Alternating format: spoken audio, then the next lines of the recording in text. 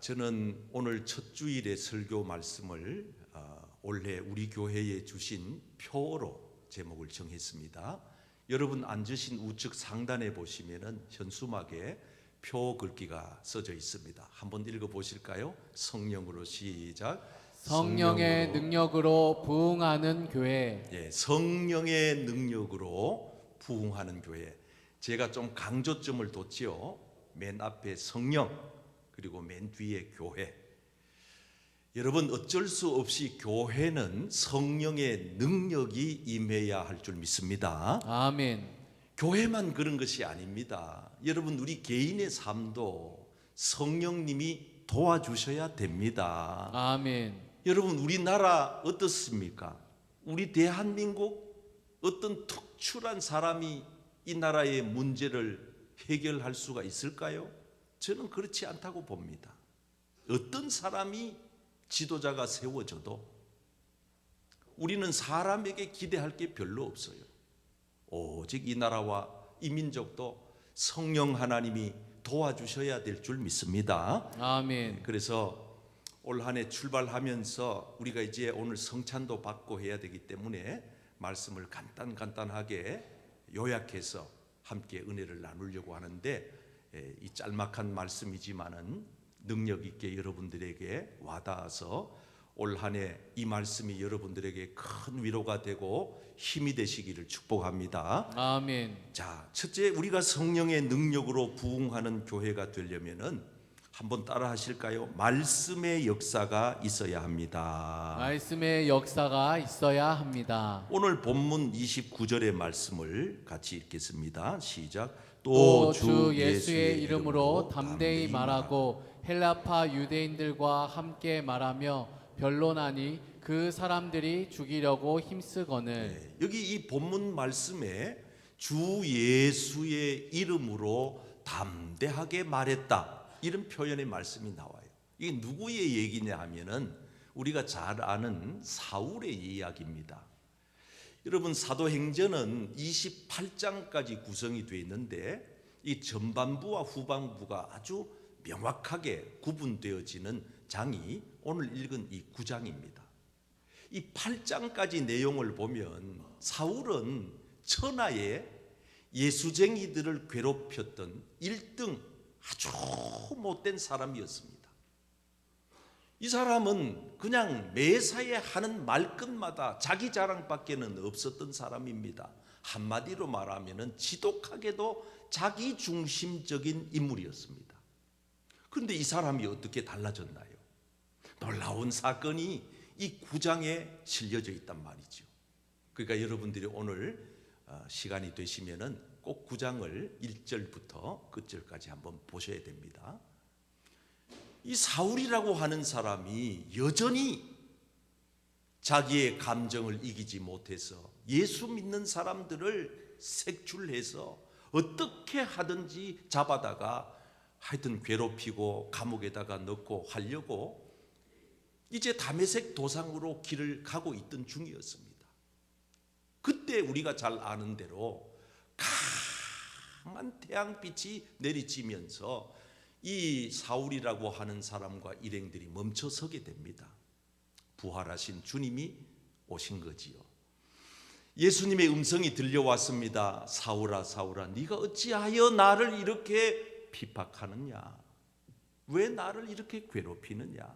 예수님이 하신 그 말씀은 예수 믿는 사람들을 괴롭히는 것을 주님은 나를 괴롭히는 것으로 말씀하고 계십니다.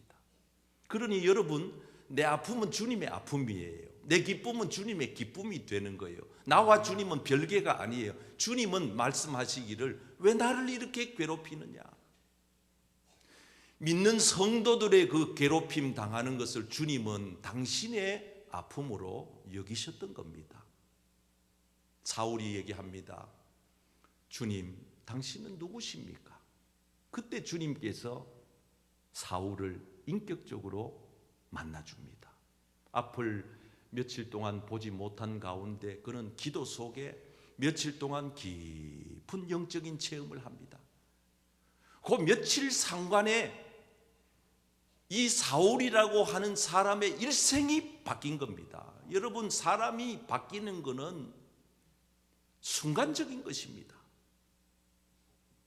그렇게 지독하게도 자기 중심적이던 그 인물이 어떻게 이렇게 달라질 수 있을까요? 이 9장부터 28장까지 전개되는 사도행전의 말씀의 내용을 보면 변화된 사울이 이름까지 바뀌잖아요. 바울로 바뀐 바울의 생애가 아주 역력히 소개가 되고 있습니다.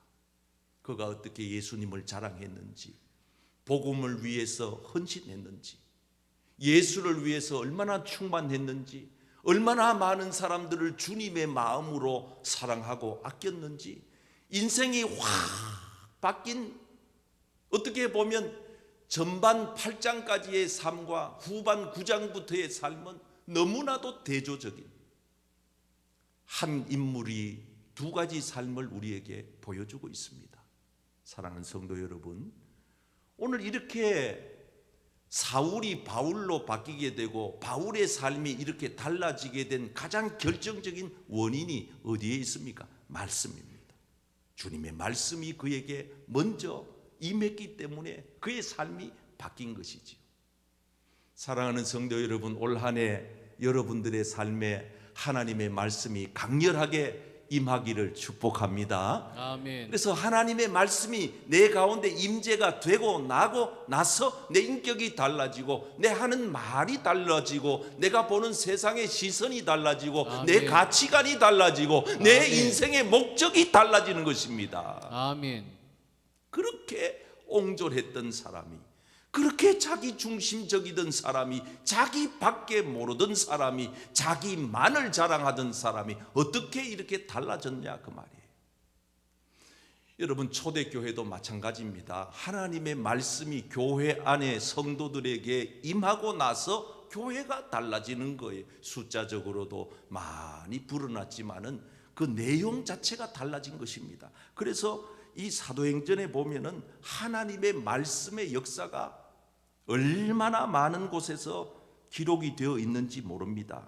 2장 40절에 또 여러 말로 확증하며, 여기 나오는 여러 말은 인간의 여러 가지 말을 뜻하는 게 아니고 하나님의 말씀을 의미하는 것입니다. 41절에 그 말을 받은 사람들은, 여기도 나오는 말이 하나님의 말씀을 의미하는 것입니다. 하나님의 말씀을 받은 사람이 세례받고 변화되고 삶이 달라지고 새롭게 된다는 의미입니다. 42절에 그들이 사도의 가르침을 받아, 사도들이 뭘 가르쳤어요?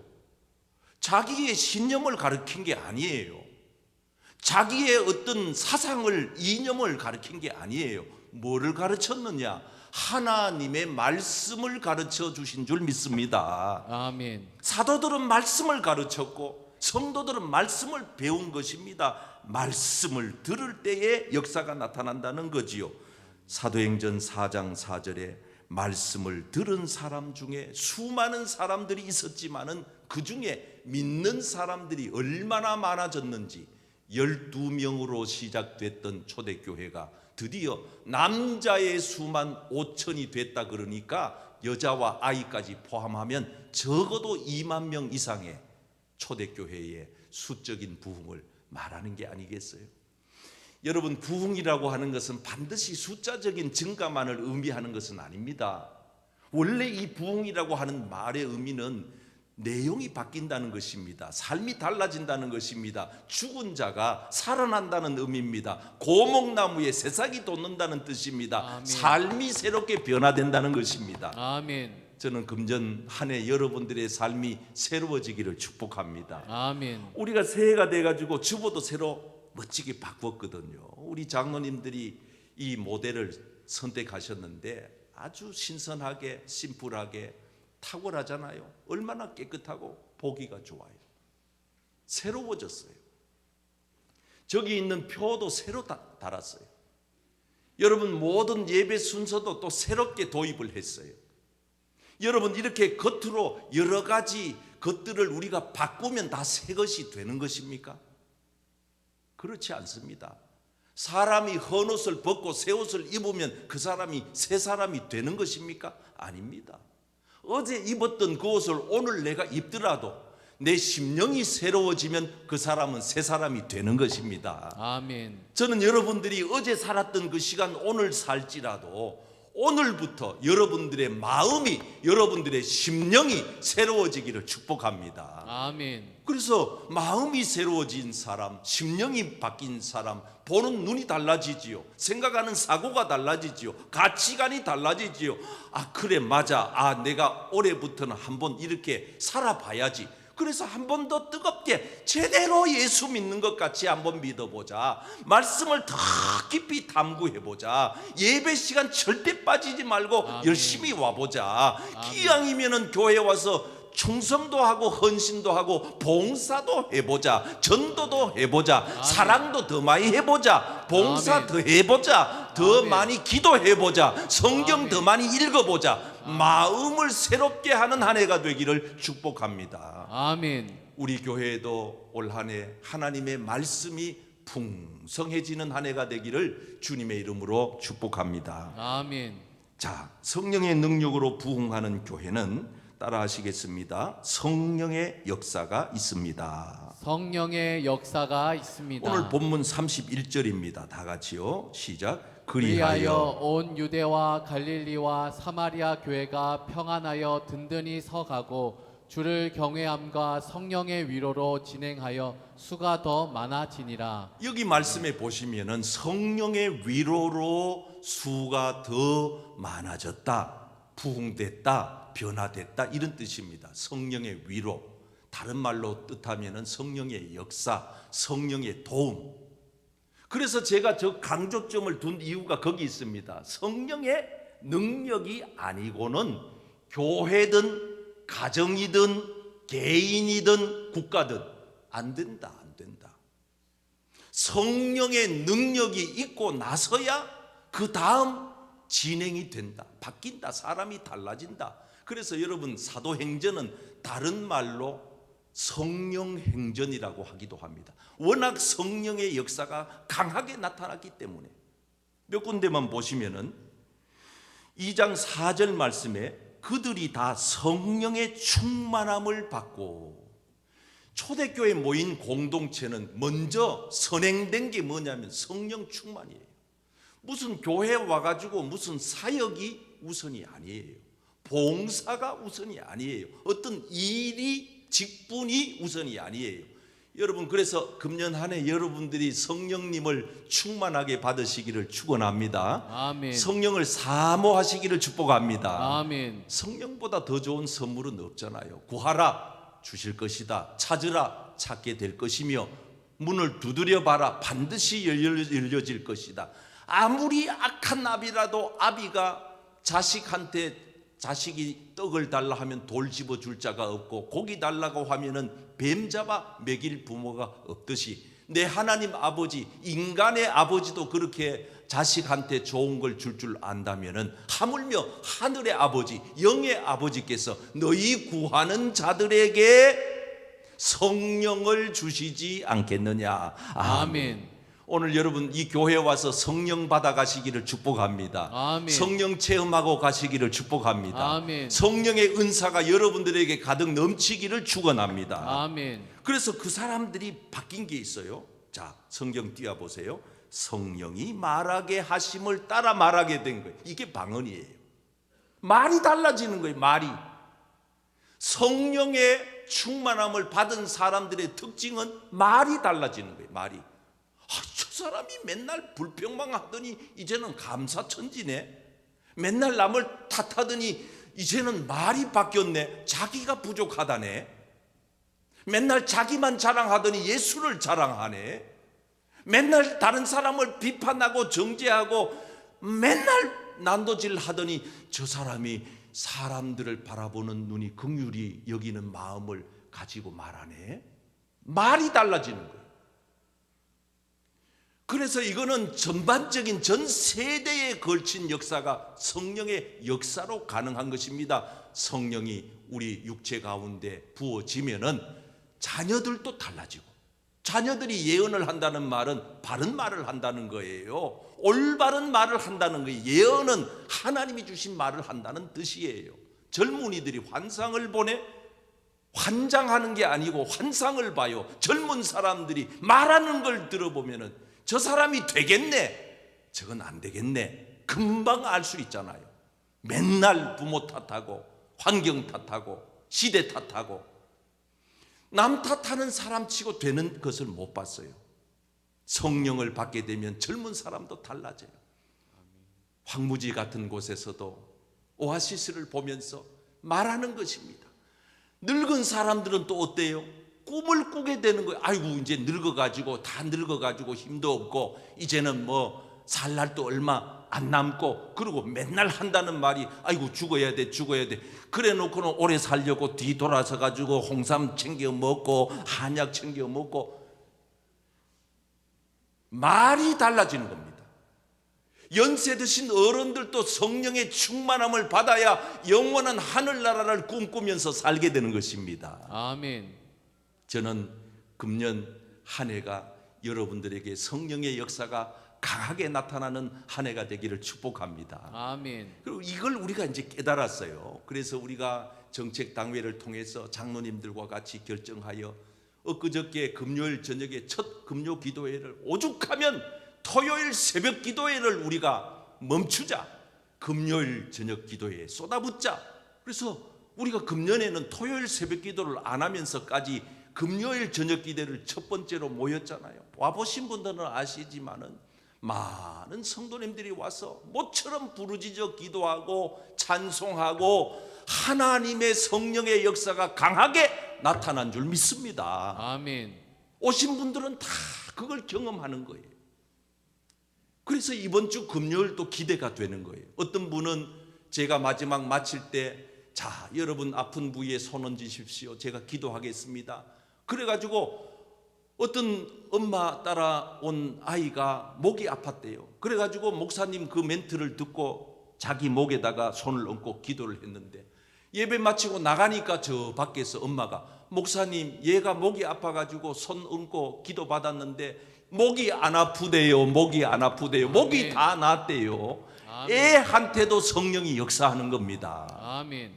여러분 우리 교회가 금년 한 해 성령의 역사가 강하게 나타나는 올 한 해가 되기를 주님의 이름으로 축복합니다. 아멘. 마지막으로 성령의 능력으로 부흥하는 교회는요, 두 주님을 따라합시다. 주님을 두렵게 섬깁니다. 주님을 두렵게 섬깁니다. 자, 여기 말씀 31절의 결론을 보십시오. 그리하여 시작. 그리하여 온 유대와 갈릴리와 사마리아 교회가 평안하여 든든히 서가고 주를 경외함과 성령의 위로로 진행하여 수가 더 많아지니라. 아멘. 초대교회의 부흥의 가장 밑바닥에 깔려 있는 정신은 주님을 경외하는 정신입니다. 주님을 경외한다는 말은 하나님을 의식한다, 이런 뜻입니다. 두렵고 떨리는 것은 하나님을 의식하기 때문에 따르는 증거입니다. 하나님을 의식하지 않으면은 두려운 마음, 떨리는 마음이 생길 수가 없습니다.